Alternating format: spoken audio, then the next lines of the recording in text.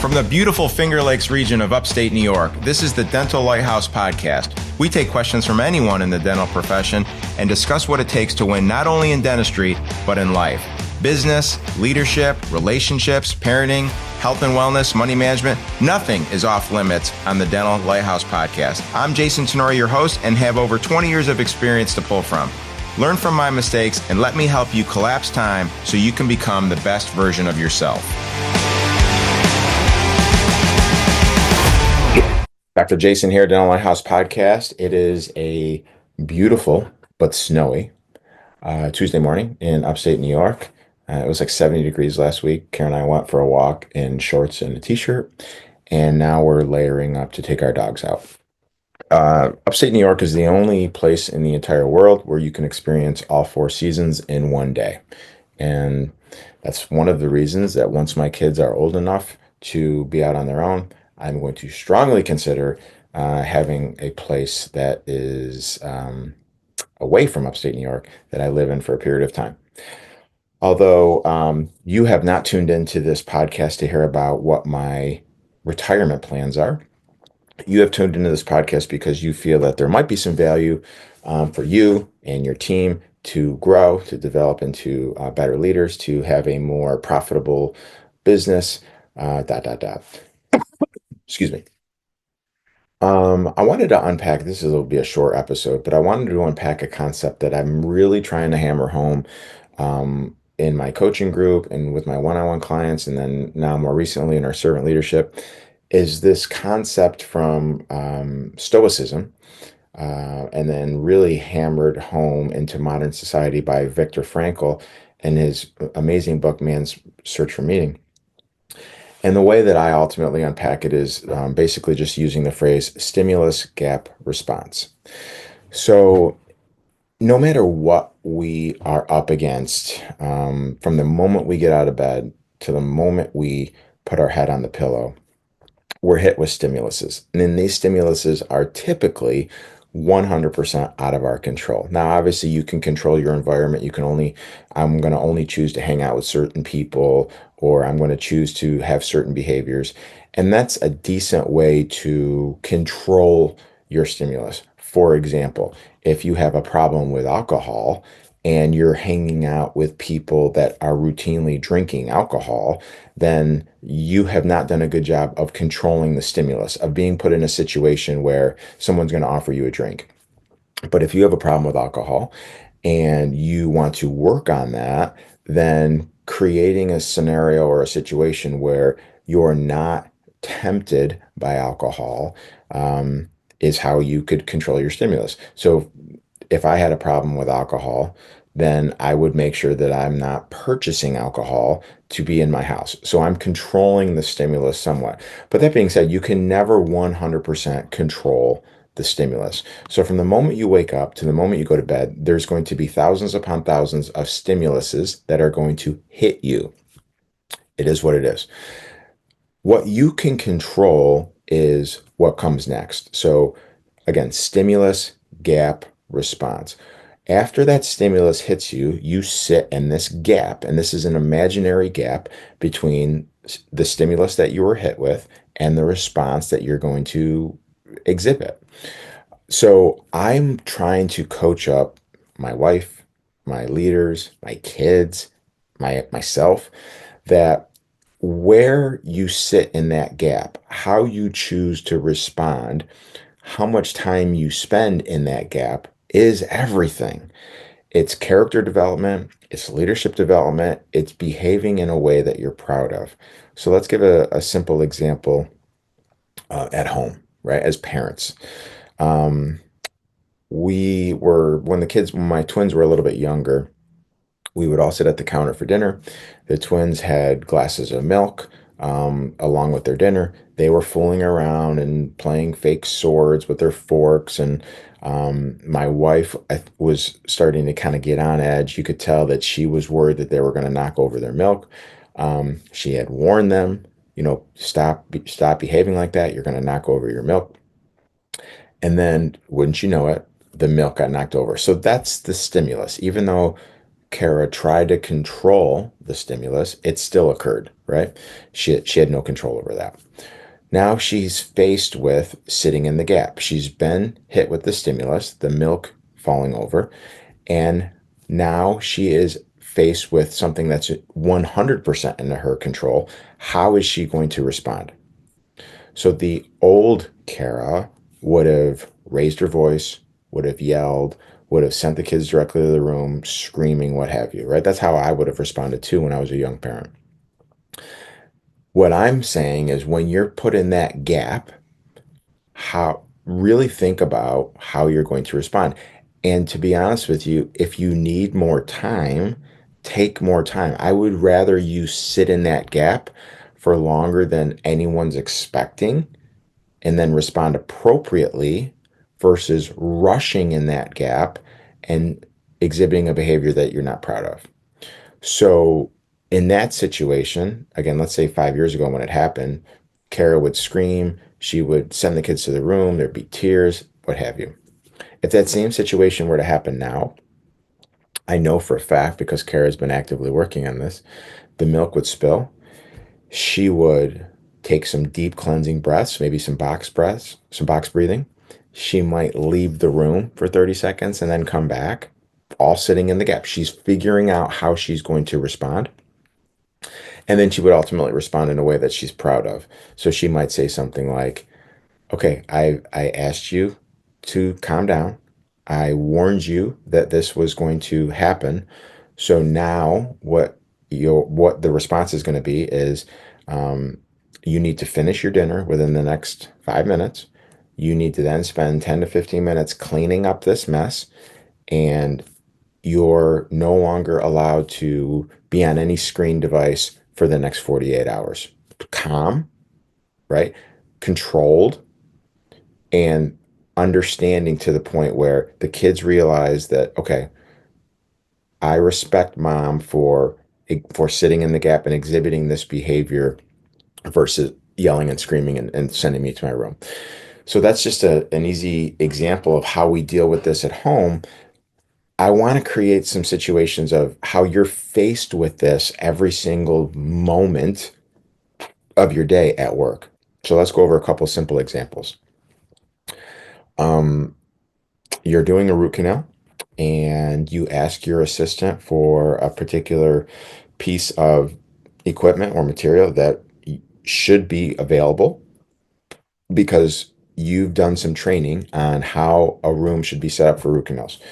You say, Mary, I need the 8C file. And she looks all over the table for it. And then she ultimately gets up and walks to sterilization to go get it. That's the stimulus. Okay. Now, the typical response, my typical response, um, sitting in the gap would be to sigh, would be to roll my eyes, would be to say something passive aggressive to her when she comes back. Um, those responses are of no value, right? So what happened there is I did not sit in the gap long enough. So, and I chose to react or respond in a way that in retrospect I was not proud of at the time. But this occurs every single day in your practices. I know that some of you are not sitting in the gap long enough and you're responding in a way that in retrospect you're not proud of. So, how could that situation have been handled differently? The stimulus happens. Mary has to get up and go to sterilization, right? And now you're sitting in this gap. You finish the root canal. This is an awesome opportunity to pull Mary aside and start to go through our accountability rubric on what happened, right? Because my ultimate job when I get hit with a stimulus like this is to grow Mary. So I'm going to find time for what we call a minute meeting. Could be a couple minutes at the end of the morning, could be a couple minutes at the end of the day. And we're just going to unpack some things. And I'm not going to spend this episode going down our accountability rubric. But at the end of the day, what I'm basically doing is like, Mary, what happened? From a position of love and curiosity, I'm asking questions. Mary, what happened there? Why did you need to get up a few times during that root canal? Do you need help with setting up the room? Do you feel like you're not trained well to set up the room? Do you understand how important it is to have the room set up properly? And the consequence question that I absolutely love. Do you understand the consequences when the room is not set up properly? Meaning, what do you think Mrs. Jones is thinking when you're constantly getting up to go get things that I need? I am not Mrs. Jones, but I would guess that she's thinking we're incompetent. I can imagine a situation where she is questioning the competency of this clinical team. So we need to get this right. What do you need from me, Mary, to make sure that this situation doesn't happen again or happens at a far decreased frequency? Again, you're having a conversation. That's the first thing. You're having a conversation, right? So when you're sitting in that gap, the first thing I need to be like considering is I will have a conversation with Mary, right? Whereas the old Jason would have again passive aggressive, sighing under my breath, under my mask, rolling my eyes, and then choosing to ignore the situation, hoping that it just gets better. So I'm going to sit in the gap a little bit longer. I'm going to have the conversation with Mary either at the end of the morning or at the end of the day, a minute meeting. I'm going to ask questions from a position of empathy and love, and I'm going to get to the root cause of why the room wasn't set up, and I'm going to fix it because I don't want to deal with the consequences, right? Mrs. Jones thinking that our clinical team is incompetent. It's just not fair to the office. So that's another situation. I'll leave you with one more example of stimulus gap response, one that is really focused on character development. Okay. So it's Thursday at say 2 o'clock. Let's say you work Monday through Thursday. You're excited about the end of the week and you are walking down the hall and you hear one of the hygienists having a conversation with one of the assistants, and the hygienist is being condescending to the assistant. The hygienist is making the assistant feel bad about something. And you are hearing this conversation as you're walking down the hall, and that little pit in your stomach starts to kind of roll over, and you're like, okay, that sucks. That's the stimulus, right? You can't control that. That happened. You heard it. Now you're sitting in the gap. The old me would have cringed and would have thought to myself, I should probably go have a conversation with that hygienist and just let her know.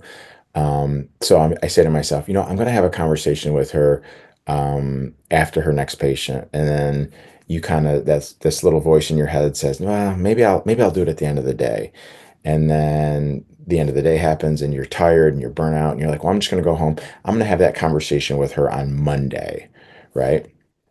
And then Monday comes and you forgot about it, she forgot about it, and you just hope that it gets better. That's how you chose to respond. You were in the gap. You got hit with that stimulus of the hygienist talking down to the assistant. You were in the gap. You were like, you lied to yourself and said, this is how I'm going to ultimately handle it. You didn't handle it appropriately. And then nothing good came of that, right? What should we have done? Well, you get hit with that stimulus. What what we should have done is right in the moment, go right to the hygienist and say, "Hey, I need to talk to you at the end of the day. It will take 5 minutes. Please come to my office when you're done with patients."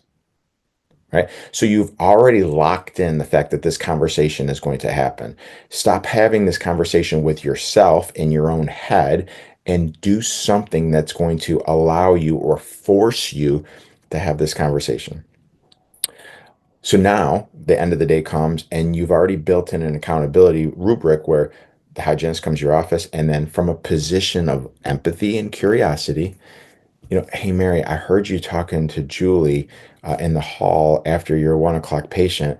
And I got to be honest with you, like it sounded very condescending and it made me cringe a little bit hearing how you would talk to a fellow coworker. That and then from a curiosity perspective, can you help me understand why you were communicating to her like that? And then you just shut up and then you listen. And she may say something that is very valid. I was so frustrated. She's supposed to be doing our instruments and she didn't do them the right way. And this is the third or fourth time it's happened.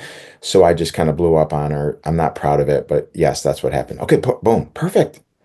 So, what an opportunity for everyone here to grow. So, first thing I need to tell you, Mary, is we just don't talk to people that way, right? Like, I can understand your frustration, but I need you to sit in the gap and I need you to realize that, you know, we do not talk to each other that way. Now, if you were called to talk to her that way because of a frustration, let's get to the root issue here. Let's figure out why you're frustrated. Is it a lack of training from the assistant? Is it a lack of ownership from the assistant? Is it a lack of her not doing her roles and responsibilities? Let's get to the root issue here and let's solve it. So you're not placed in a similar situation in the future. You're not faced with another stimulus of this assistant not meeting what you need, and then you're forced to respond this way. So there's just so many opportunities on a regular basis to sit in this gap. You can't control the stimulus. You're going to get hit with tons of them. Sit in the gap for as long as you need to, formulate how you're going to respond, and make sure you develop a response that you will ultimately be proud of. You will ultimately know help move you guys further and further along, closer to this ultimate goal of winning. I tell my coaching clients and people in the servant leadership all the time, this is all about character development. Character development and leadership development are the same exact thing. Character development is doing what needs to be done, even if you don't want to. This is not like Mensa type stuff, right? 99.9% of the time, we all know what needs to be done. We all know what ought to be done. That's not what we're debating here.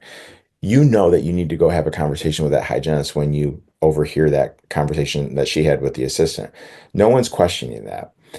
It's knowing what needs to be done and then actually doing it, especially if you don't want to do it.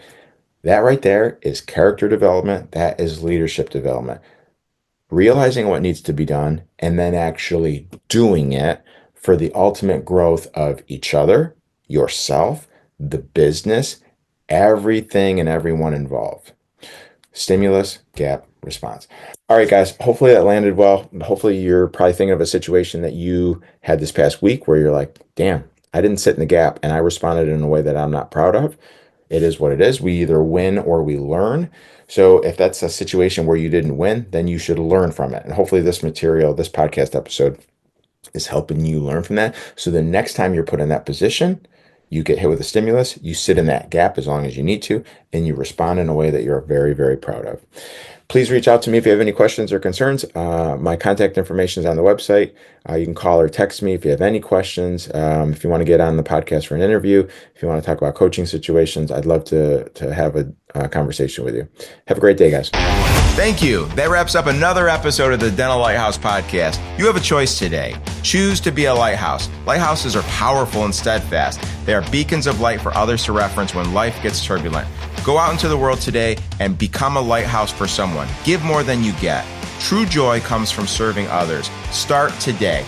I'm Jason Tenori, your host. Thank you for listening to the Dental Lighthouse Podcast. For more information, podcast show notes, or links to anything that we have discussed today, please check out our website, thedentallighthouse.com. We would love to hear from you. If you would like to get on the show, please email us at podcast@thedentallighthouse.com.